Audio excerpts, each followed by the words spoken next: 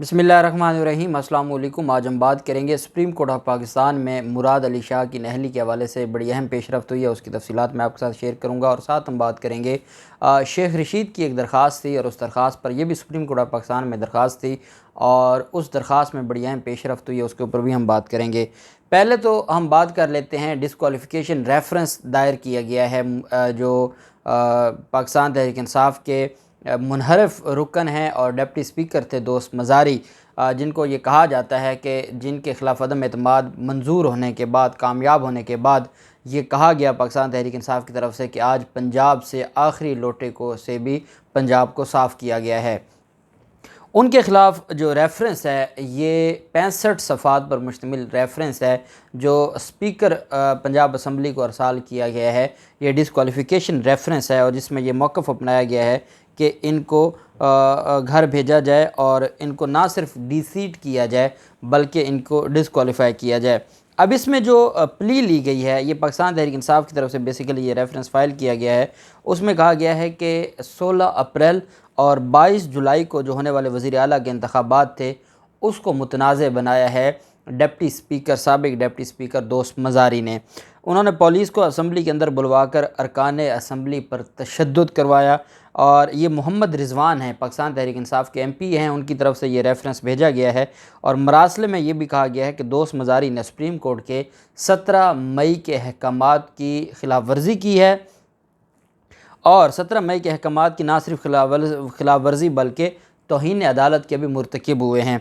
मरासले के मुताबिक दोस्त मज़ारी को नाअहल कराने के लिए स्पीकर पंजाब असम्बली रेफरेंस भिजवाएँ इलेक्शन कमीशन को।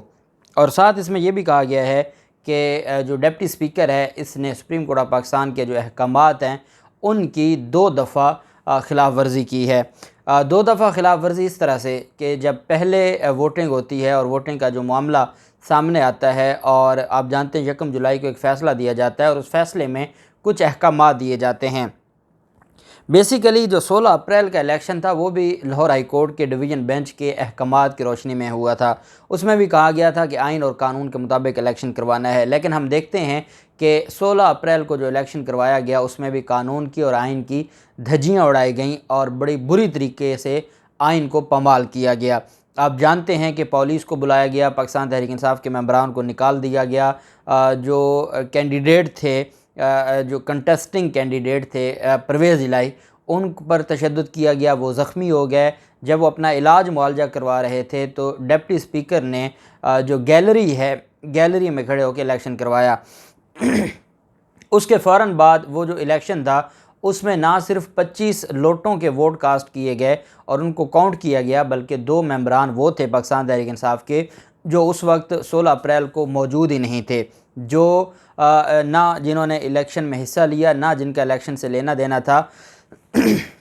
वो बाहर थे जब ये इलेक्शन का सारा मामला चल रहा था, तो वो उस वक्त बाहर थे और वो भी एहतजाजन बाहर चले गए जब उनको निकाल दिया गया था, लेकिन उनके वोट कास्ट हुए और पाकिस्तान मुस्लिम लीग नून को जितवाने के लिए जो डिप्टी स्पीकर है डिप्टी स्पीकर की तरफ से ये सारी चीज़ें सामने हैं। अच्छा, एक और अहम बात है जो मेरे ख्याल में इस डिसक्वालिफ़िकेशन रेफरेंस में मुझे नज़र नहीं आई और ये अज़हर सिद्दीक़ एडवोकेट साहब ने तैयार किया है। मेरी उनसे बात हुई तो मैंने उनसे ये भी गुजारिश की कि जो डिप्टी स्पीकर की तरफ से बजट इजलास बुलाया गया था गवर्नर पंजाब की तरफ से और पंजाब असम्बली में इजलास जारी था और गवर्नर पंजाब ने एक इजलास बुलाया और उस इजलास की सदारत डिप्टी स्पीकर ने की और वहाँ पर बजट मंजूर किया गया।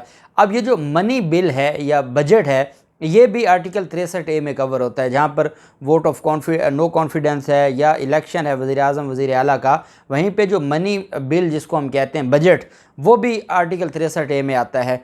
जब जो पाकिस्तान तहरीक इंसाफ ने उसका बाइकॉट किया, पाकिस्तान तहरीक इंसाफ वहाँ पर मौजूद नहीं थी और पाकिस्तान तहरीक इंसाफ को मौका ही नहीं दिया गया कि उस बिल में पेश होते या उसमें जो बजट पेश किया जा रहा था उसमें कोई अपनी तरफ से जो रिकमेंडेशंस थी वो पेश की जाती। जब ऐसा ना हुआ तो डिप्टी स्पीकर बग़ैर अपनी जमात की और बग़ैर स्पीकर की इजाज़त के वो ऐवान इकबाल में एक वहाँ पर इलेक्शन वहाँ पर इजलास बुलवा के उसको चेयर करता है, उसकी सदारत करता है और जो बजट है उसको मंजूर किया जाता है। उस इजलास में जिसकी सदारत डिप्टी स्पीकर कर रहा है, तो वो आर्टिकल 63A की सरीहन खिलाफ वर्जी की गई थी, क्योंकि पाकिस्तान तहरीक इंसाफ बैठी थी पंजाब असम्बली में और ऐवान इकबाल में ये सारा कुछ हो रहा था, और इस वजह से मैंने ये भी गुजारिश की है कि उसको भी ऐड किया जाए।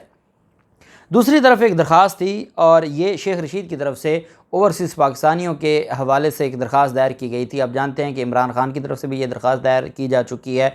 उसमें जो रजिस्ट्रार की तरफ से इतराज़ात लगे थे वो भी ख़त्म हो गए थे और इस केस को फ़िक्स करने का कहा गया था।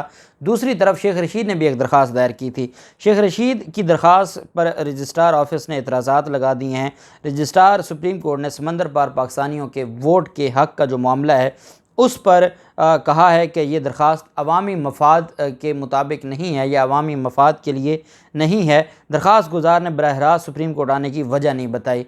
अब ओवरसीज़ पाकिस्तानियों का वोट का हक़ छीना जा रहा है, उसके लिए एक दरख्वास्त दायर की जा रही है और रजिस्ट्रार साहब जिनके बारे में पिछले 3-4 जो फ़ैसले आए हैं, अदालत ये कहती है कि आपने वहाँ बैठकर फ़ैसले नहीं करने, आप अदालत नहीं हैं, आप डॉक्यूमेंट्स को देखें, कोई डॉक्यूमेंट्स पूरा नहीं है आप उसके ऊपर ऑब्जेक्शन लगा सकते हैं। ये क्या है कि आप ये देखने लग जाएं कि ये मेंटेनेबल है या नहीं है, 184(3) के तहत ये काबिल समात है या नहीं है। और फिर ओवरसीज़ पाकिस्तानियों का जो मामला है, 90 करोड़ ओवरसीज़ पाकिस्तान 90 लाख ओवरसीज़ पाकिस्तानी हैं पूरी दुनिया में, तकरीबन 1 करोड़। अब क्या वो मफाद आमा का मामला नहीं है? क्या 1 करोड़ पाकिस्तानियों का जो मामला है वो मफाद आमा का मामला नहीं है? क्या वह 184(3) में नहीं आ सकता? वो पब्लिक एट लार्ज का मामला नहीं है? ये पता नहीं रजिस्ट्रार साहब किस तरीके से ऑब्जेक्शन लगा देते हैं। बहरहाल इतराज़ किया गया कि समंदर पार पाकिस्तानियों को वोटिंग हक़ के मुकदमात मातहत अदालतों में ज़ेर इल्तवा हैं। दरख्वास्त के साथ मुंसलिक किए गए सर्टिफिकेट्स भी कानून के मुताबिक नहीं है। दायर करदा दरख्वास्त पर दरख्वास्त गुजार के वकील के दस्तखत भी मौजूद नहीं हैं।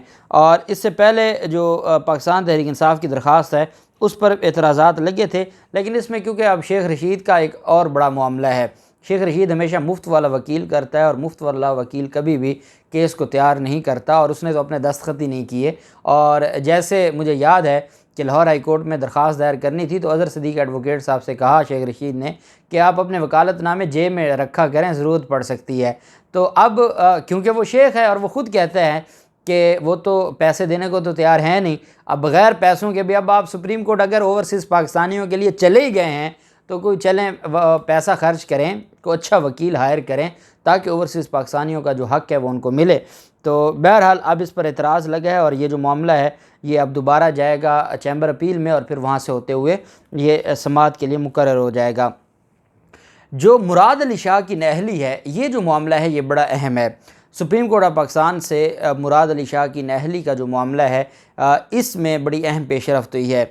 मुराद अली शाह ने इलेक्शन लड़ा और इलेक्शन लड़ने के बाद वो उस वक्त अमरीकी शहरी थे, इलेक्शन लड़ा और उसमें अपना जो बयान हल्फी है वो जमा ना करवाया और वो डिसक्वालीफाई हो गए, और उनकी जो डिसक्वालीफिकेशन है वो अदालतों की हद तक भी और इलेक्शन कमीशन ने भी उसको डिसक्वालीफाई कर दिया।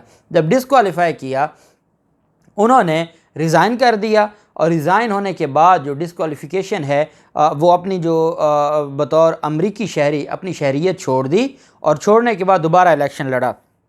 ज़िमनी इलेक्शन लड़ते हैं, उस वक्त कायम अली शाह वज़ीर आला सिंध थे और इसको वज़ीर ख़जाना बना दिया जाता है। अब चूँकि एक दफ़ा ये आर्टिकल 62(1)(f) में इसने झूठ बोला, अमरीकी शहरी था, इसने उसका ज़िक्र ना किया और जो झूठा बयान हल्फी जमा करवाया और उसमें ये इलेक्शन लड़ा, उसमें ये डिसक्वालीफाई हो गया, फ़ाइनल हो गया, सुप्रीम कोर्ट तक डिसक्वालीफाई हो गया। उसके बाद उसने रिज़ाइन किया, अपनी जो मेंबरशिप थी, जो सिटीज़नशिप थी उसको छोड़ा और उसके बाद दोबारा इलेक्शन लड़ा। अब का जो दरख्वास्त गुजार हैं उनका ये मौक़िफ़ था कि एक बंदा जब एक दफ़ा डिसक्वालीफाई हो जाए, जिसके बारे में अदालतें ये कह दें कि वो सादिक और अमीन नहीं रहा क्योंकि उसने झूठा बयान हल्फी जमा करवाया है, तो वो ताहयात नाअहल होगा। वो बंदा कैसे कुछ अरसे बाद दोबारा वज़ीर ख़जाना बना दिया जाते हैं और फिर वो दूसरा टेन्योर है वो वज़ीर आला है। और ये सिंध हाई कोर्ट से मामला चलते सुप्रीम कोर्ट में, और अब सुप्रीम कोर्ट में ये रिव्यू पिटिशन है जिसके ऊपर चीफ जस्टिस उमर अता बंदयाल साहब की सरबराही में 3 रुकनी बेंच है जो 2 अगस्त को समाअत करने जा रहा है, और इसमें जस्टिस मंसूर अली शाह साहब हैं और साथ उनके जस्टिस मुनीब अख्तर साहब हैं। ये रोशन अली हैं, ये पाकिस्तानी शहरी हैं। इन्होंने दोहरी शहरियत की बुनियाद पर सुप्रीम कोर्ट से रुजू किया था, और अदालत ने जो कमिंग ट्यूसडे है 2 अगस्त उसके लिए समाअत के लिए मुकर्रर कर दिया है, और मुकदमे के फ़रीक़ैन को नोटिस जारी कर दिए हैं। चीफ जस्टिस ऑफ पाकिस्तान और उनके साथ जो 2 रुकनी बेंच है उन्होंने कुछ सवालात उठाए थे, और इसमें जो अहम सवाल था वो ये था कि अदालत ने मुराद अली शाह और बाकी फ़रीक़ैन से ये सवाल पूछा था कि अदालत को ये बताया जाए कि आइन के आर्टिकल 62(1)(f) के तहत दोहरी शहरियत और अकामा रखने पर मुराद अली शाह की नहली के लिए जो दायर दरख्वास्त है उसमें कहा गया था कि दोहरी शहरियत के बायस होने वाली जो नहली है वो ताहयात होगी या आर्जी मुद्दत के लिए होगी।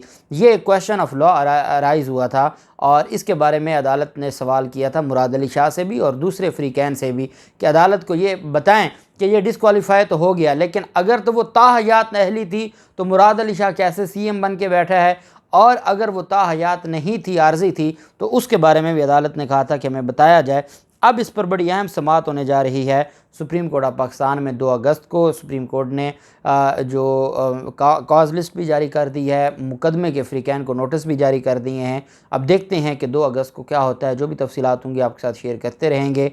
अल्लाह पाक पाकिस्तान का हामी व नासिर हो। बहुत शुक्रिया। अल्लाह हाफ़िज़। पाकिस्तान ज़िंदाबाद।